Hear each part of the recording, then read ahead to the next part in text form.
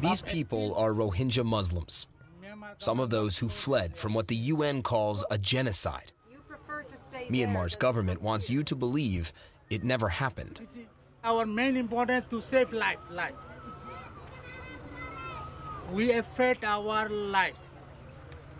To meet these people, it took several days and a rickety boat ride to get to this part of Rakhine State in remote western Myanmar.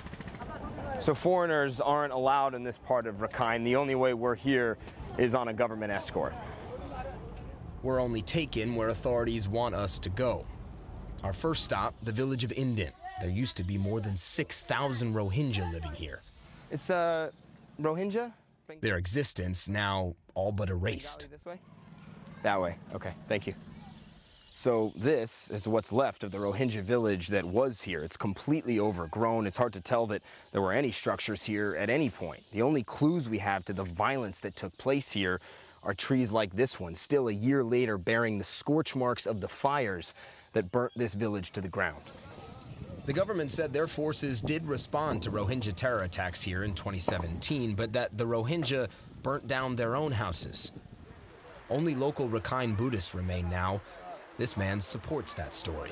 The Rohingya started threatening the army, he says. The Muslims announced that they would have a celebration by slaughtering and cooking the soldiers and Rakhine people.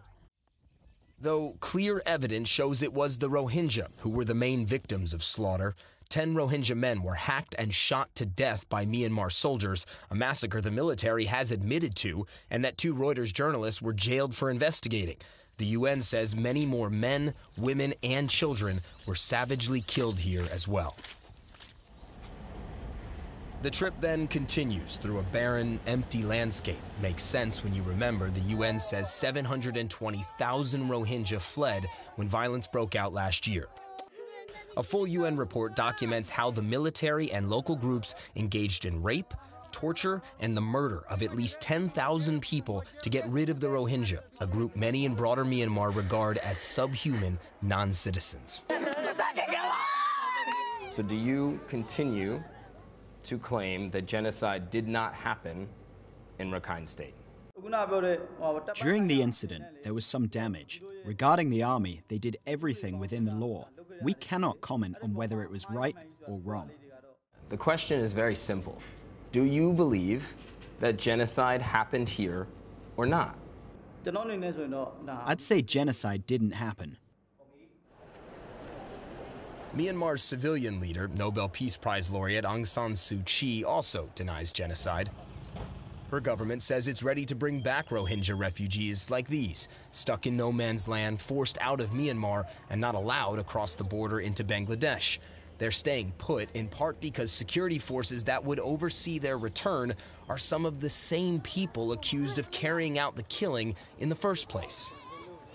The conditions inside that camp were obviously horrific. There's no access to education, no health care, no electricity, food is scarce, and yet still they'd rather be on that side of the fence than this one because they're too afraid to come back.